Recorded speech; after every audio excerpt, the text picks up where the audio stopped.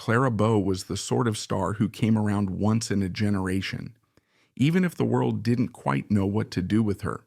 She was fire and electricity wrapped in a petite red-headed package, a cinematic tornado who ushered Hollywood into a new era. Whenever she appeared on screen, audiences couldn't look away. They were entranced by the raw force of her personality and the almost cartoonish flexibility of her face, which could spin from wide-eyed innocence to brazen flirtation in the blink of an eye. And, as it would turn out, her off-screen life carried just as much drama and electricity. She emerged from a childhood so harrowing it threatened to swallow her whole, only to rocket to fame as a silent era sensation, and eventually unravel under the relentless pressures of stardom. Decades later, after the swirl of talkies and tabloids had left her in the dust, Clara Bow's legacy still resonates. She was, quite literally, the first it girl, even if the it in question left her battered by heartbreak and scandal. She was born on July 29, 1905, in Brooklyn's Prospect Heights neighborhood, in an upstairs room above a worn-down Baptist church. It was hardly the ideal beginning for someone destined to become a Hollywood icon, but from the start, Clara Bow's existence rode a razor-thin line between life and death. Her mother, Sarah, had lost 2 infants before Clara came along, and doctors had explicitly warned her against another pregnancy. Nobody expected that a baby born amid this oppressive midsummer heat, temperatures soared above 100 degrees, would survive. Clara herself later said she and her mother had stared death in the face that day. Somehow she made it through, but the sense of precariousness never left her. She grew up in a world defined by chaos and sorrow, shaped partly by her father's absences and her mother's mental illness. Her father, Robert, was bright but aimless, and whether through disinterest or fear, he didn't provide much stability. But the deeper problems lay with Sarah. Years earlier, as a teenager, Sarah had fallen from a second-story window, suffering severe head trauma. Though she survived, she was never the same. Her injury triggered seizures and altered her personality, creating long spells of unpredictable behavior. Clara, still so young herself, had to learn to manage these frightening episodes. At the same time, she was an only child who sensed, correctly, that her mother didn't want her. Sarah believed that to be an actress was shameful. In an almost prescient statement, she told Clara that she'd be better off dead than in Hollywood. Clara's Brooklyn neighborhood was rough around the edges. Despite her face that would someday dazzle the silver screen, she endured teasing from other girls who mocked her fiery hair and tattered clothes. They called her Carrot Top and turned up their noses at her shabby appearance. Hurt but defiant, Clara found the acceptance she craved among the local boys. She was a fearless tomboy, quick to wrestle or fight, bragging she could beat up anyone her size. Her scrappiness set her apart. She had no time for pleasantries or polite society. She wanted to run, climb, and get into trouble just as much as the boys did. Yet for all that bravado, she was also a deeply sensitive child, prone to absorbing the sorrows around her like a sponge. One horrifying incident marked her forever. A young friend named Johnny, who lived in the same building, caught fire in a tragic accident, stumbled toward Clara, and died in her arms. She was just a child, helpless and frantic, forced to witness this final agony. When she spoke about it later, she revealed that the lullaby rockabye baby forever reminded her of that day. As an actress, she could cry on cue simply by hearing those gentle notes in her head. That was the kind of trauma that shaped Clara Bow's emotional landscape. While it left her with nightmares and anxiety, it also triggered a vivid emotional reservoir that would make her acting uncannily genuine.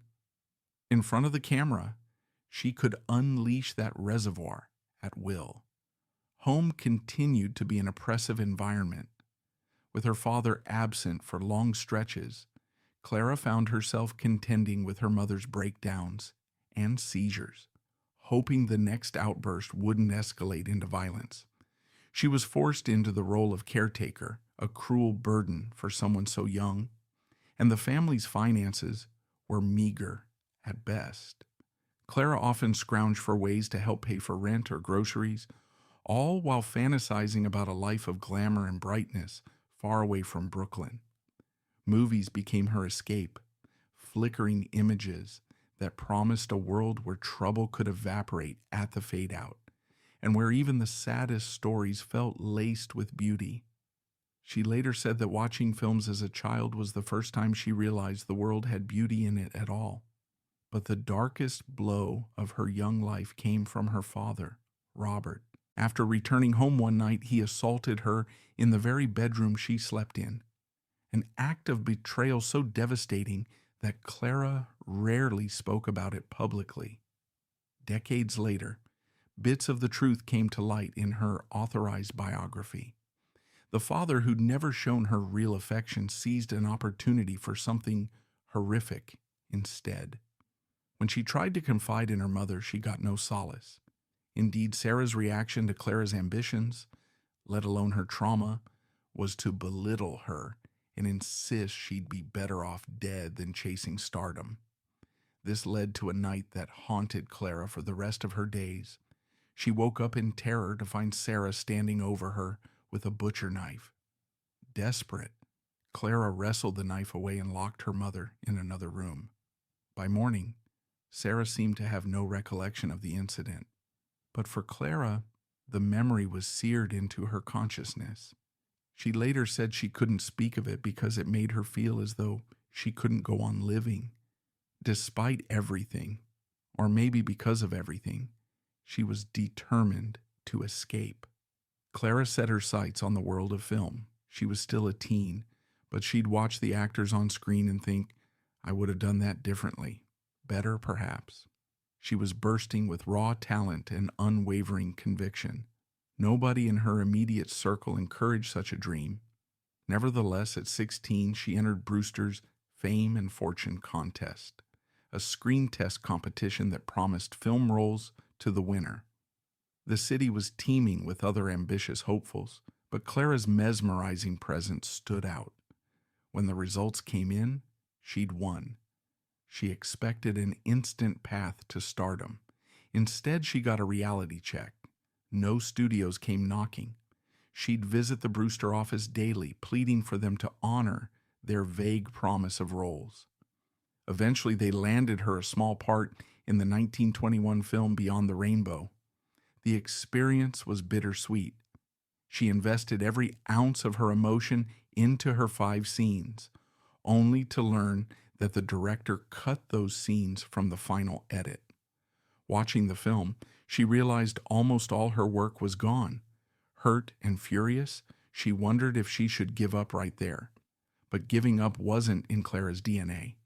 She took another stab at landing roles, repeatedly hearing that she was too short, too young, or too fat, the last being a bizarre notion considering her petite frame. A stroke of luck came when she auditioned for Down the Sea in Ships in 1922. She tried dressing like an adult, hoping she could pass as older. In fact, the director wanted a tomboy. Once Clara convinced him she was just a kid, he gave her the part. Her performance in that film, with its blend of spunky innocence and beguiling magnetism, caught people's attention. Suddenly, Clara was no longer a nobody from Brooklyn. She was a breakout star. Before she knew it, she had to make the jump to Hollywood. This meant leaving behind the gritty familiarity of New York for the land of palm trees, well-connected producers, and a million other starlets jostling for the spotlight. She arrived filled with hope and dread, especially once she discovered how cutthroat it was. Directors might dismiss her as too brash or too Brooklyn, while other actresses treated her with condescension. Colleen Moore, a bigger star at the time, famously refused to allow close-ups of Clara during Painted People, punishing her for daring to say she'd rather play Moore's role than the kid sister part she'd been assigned. Clara also lost work temporarily when she had sinus surgery and couldn't film. Yet none of these setbacks derailed her drive for long. She had an uncanny ability to bounce back. One of her earliest controversies involved living arrangements. In the mid-1920s, she shared a house with her father and her new boyfriend, a cameraman named Arthur Jacobson. Her boss, the influential producer B.P. Schulberg, balked at the arrangement. Worried about scandal, he got Jacobson fired. Clara's reaction was swift and fierce. She marched into Schulberg's office, tore up her contract, and flung the shreds at him, telling him to stay out of her personal life. That was Clara Bow in a nutshell. Fiery, unapologetic, and far more concerned with loyalty to those she cared about than placating her producers. Away from the big studio PR machines, she thrived on her own terms. Instead of being molded into some elegant, refined star image, Clara remained the free-spirited girl from Brooklyn, a flapper with a wide grin and unstoppable verve. She dyed her natural red hair with henna to make it pop on camera, and women across America soon copied the shade, just as they imitated the heart-shaped Cupid's bow lips she drew so precisely. Hollywood tried to label her a dumbbell, claiming she had no real intellect because she eschewed the usual rehearsals and formal study. In truth, her approach was instinctive. She captured emotions spontaneously, sometimes crying at the drop of a hat. Directors realized that if they guided her carefully, she'd deliver scenes of breathtaking vulnerability. By 1927, silent film was still reigning supreme, but changes loomed on the horizon. Clara landed a role in a flapper film called It, based on a novel by Eleanor Glynn that popularized the notion of it, that intangible sexual charisma or magnetism. Bow embodied it so thoroughly that the press cemented her as the It Girl, a title that would follow her forever. With that film, she vaulted to the pinnacle of stardom. The same year, she also starred in Wings, a sweeping World War I drama that would become the first Academy Award winner for Best Picture. Moviegoers fell in love with her big eyes, comedic timing, and the sense that she was, at heart, just an ordinary girl who happened to project extraordinary energy on screen. Fans flooded her with tens of thousands of letters each month, sometimes hitting 45,000 letters in just 30 days. She was unstoppable. At least that's how it looked from the outside. Inside, cracks were forming.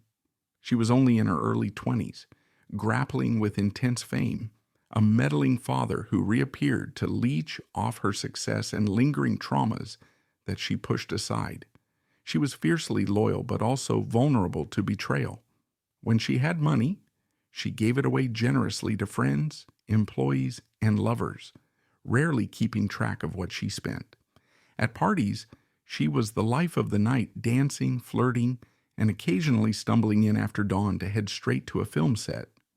Her carefree persona was part of her charm, but it kept her perched on a precarious ledge.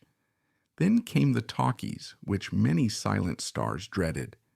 Clara's husky Brooklyn accent surprised audiences who expected something else, but her fans remained supportive. However, from her perspective, the talkie process was nerve-wracking. Where silent films let her roam free, sound production pinned her to a microphone, forcing her to watch her volume, angle her head just right, and repeat takes if the audio was off. The microphones overhead loomed large in her mind. She'd glance upward anxiously, messing up her lines. Talkies, she said, were stiff and limiting. She lamented that once you spoke, you lost your cuteness. This tension exacerbated her already shaky nerves. She began relying on sedatives to steady herself, and while they might have staved off immediate panic, they led to constant exhaustion and mood swings. During that same period, her personal life was a carnival of ups and downs. She had relationships with actors like Gary Cooper and Gilbert Roland.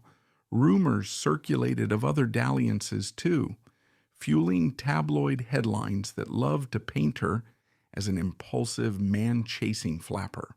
Sometimes there was truth to it, other times it was sensationalism. Regardless, it heightened her anxiety. Then came her falling out with Daisy DeVoe, her trusted secretary. Clara discovered DeVoe had been mismanaging her funds, so she took the matter to court. In retaliation, DeVoe spilled a litany of lurid details about Clara's alleged private life. The press devoured every outrageous rumor, printing accusations that Bow indulged in extreme vices and even bestiality, pure fabrications, or at least wild exaggerations. Public opinion grew ugly.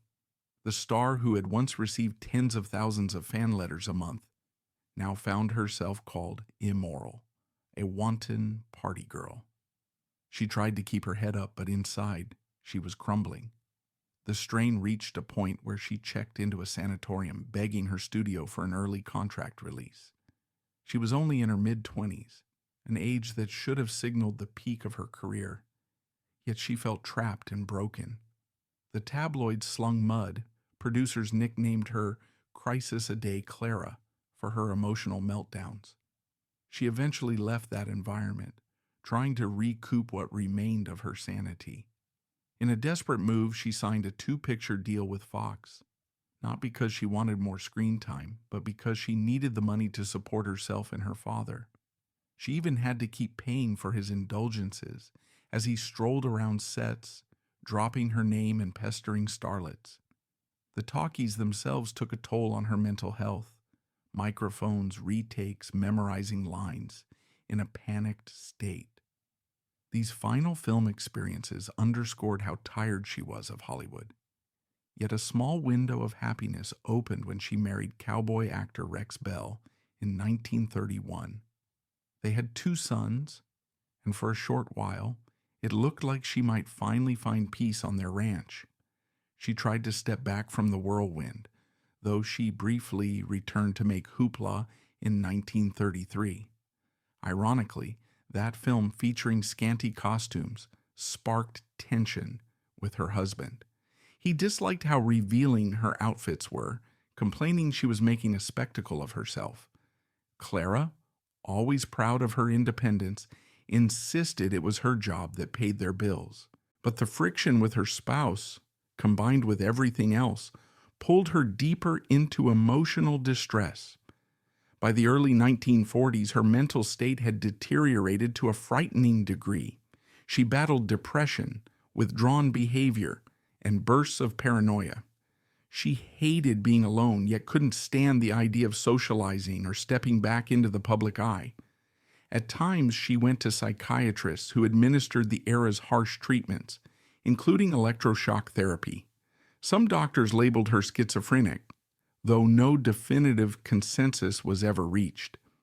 The therapy sessions forced her to confront the vicious tragedies of her youth, her mother's violence, her father's assault, and she either refused to believe these events were at the root of her mental anguish or found them too painful to discuss.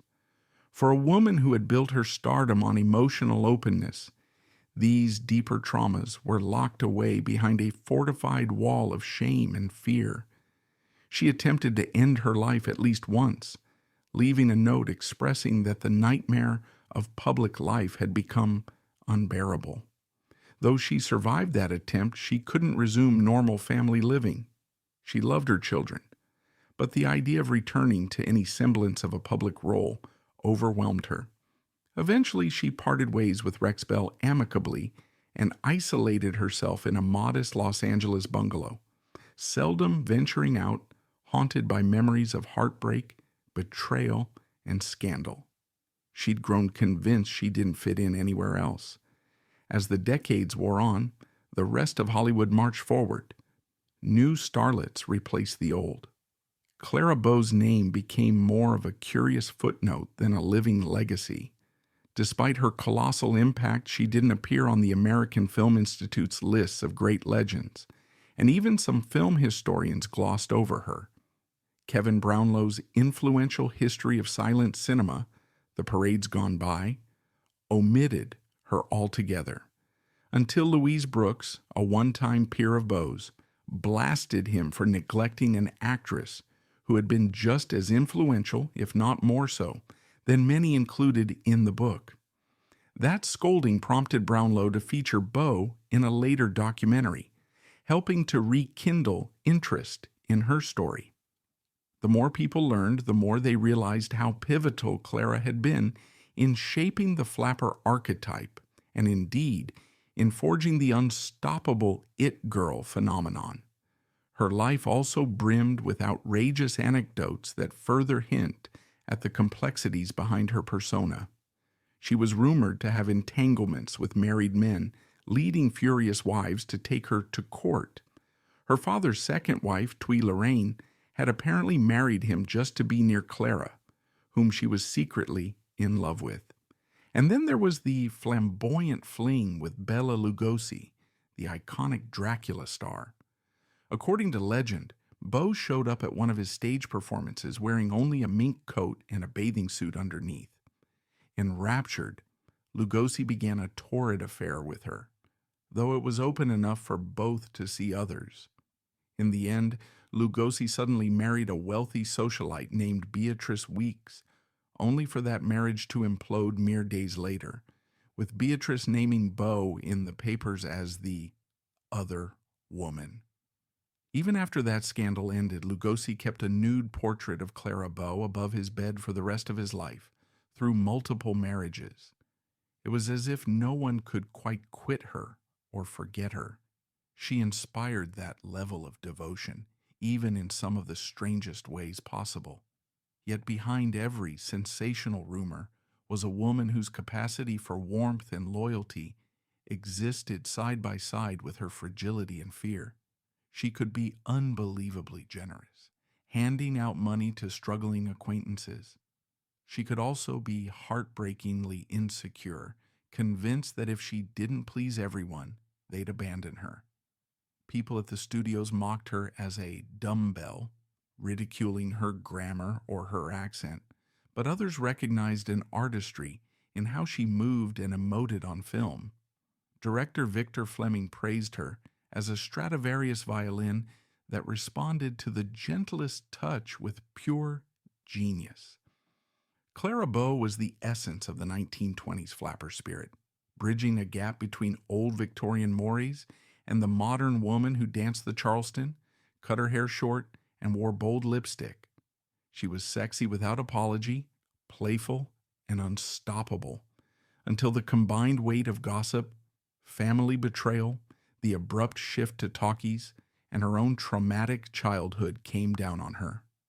By her final picture, Hoopla, in 1933, it was clear that her nerves were shot. She left the film industry at around 28 years old, her star arguably still shining bright, yet her soul exhausted. In the years that followed, she largely withdrew from public life. She had a cameo radio appearance in 1947 on the show Truth or Consequences, where she played a mystery voice known as Mrs. Hush, a poetic final role for a woman who had been hounded by the press. In 1965, just 60 years old, Clara died of a heart attack. She had spent her final decades secluded and battling mental health issues. The press mentioned her passing, but it didn't spark the grand tributes you might expect for someone who had once been the biggest star in America. Many younger fans of that era had never seen her silent films or didn't recognize the name of the original It Girl. Only in subsequent decades did film historians begin to correct the oversight, shining a light on her extraordinary contributions to early Hollywood and the silent screen's legacy. Even so, her memory never faded for those who caught the spark of her performances. Whenever a viewer today stumbles upon a Clara Bow silent flick, there's a sense of life bounding off the screen, a playful sparkle in her eyes, the comedic tilt of her head, and the fearless emotional honesty that spills out in every frame. It's mesmerizing, even by modern standards. She had no training to speak of, no carefully curated persona built by a studio's publicity team. She was, in her own words, simply herself, though the actual self behind that free spirit had seen a lifetime of horror. Maybe that was part of her on-screen power, an odd mixture of innocence and heartbreak that let her cry on cue or grin defiantly in the face of adversity.